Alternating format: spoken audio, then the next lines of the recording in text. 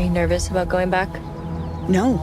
Well, if that little gremlin even looks in your direction, you call me. Same goes for his girlfriend. I'm not even worried about him. I was in some sort of delusional state last year.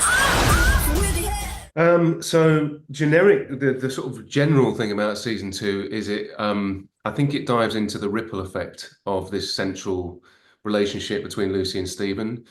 And the lies that they tell each other start to have a ripple effect to the characters around them. And then we see the characters around them make equally, if not worse, choices than the characters in season one. So it's really about exploring that broader sense of the lies that we tell each other and we tell ourselves when there's sex or love on the line, basically. I think everyone knows a narcissist. Like everyone deals with narcissists.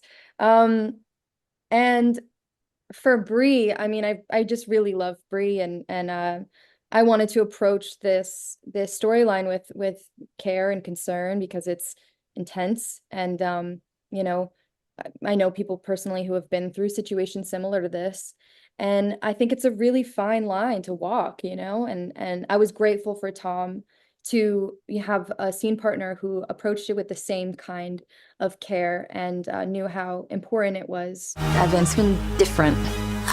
He's uncomfortable all the time. What's going on? I cheated. Who was it? Just some random girl. Most guys are the worst behaved at your age. How much of you are in your character and how much of your character is in you? Because it seems like we're getting to know you better through your character somehow.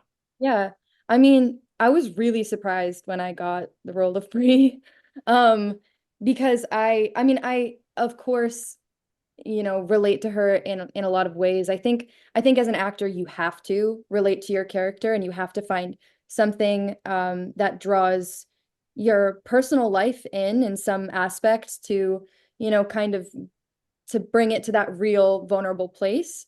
But I'm really different from Brie, and honestly, it was just really heartbreaking to like get the material and just feel for her and have to almost, you know, afterwards now watch her go through all of this turmoil. You know, it's interesting what Kat's saying actually about, you know, you find something about the character that you're playing to sort of either associate with or empathize with or like get a foothold into their identity.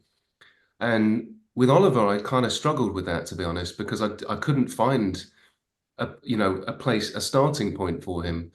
The only real sort of starting point I had was that he was broken.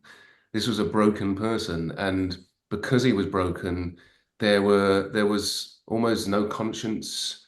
There was no thought about, you know, consequences. It was someone who kind of lived very much on the surface and used that to his advantage, essentially.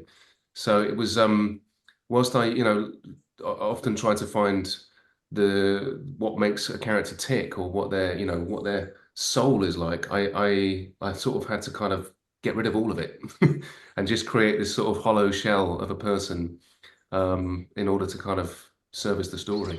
Watch season 2 of Tell Me Lies because everyone loves a story where people make the wrong choices, but you're rooting for them to make those choices. And that's exactly what this show is.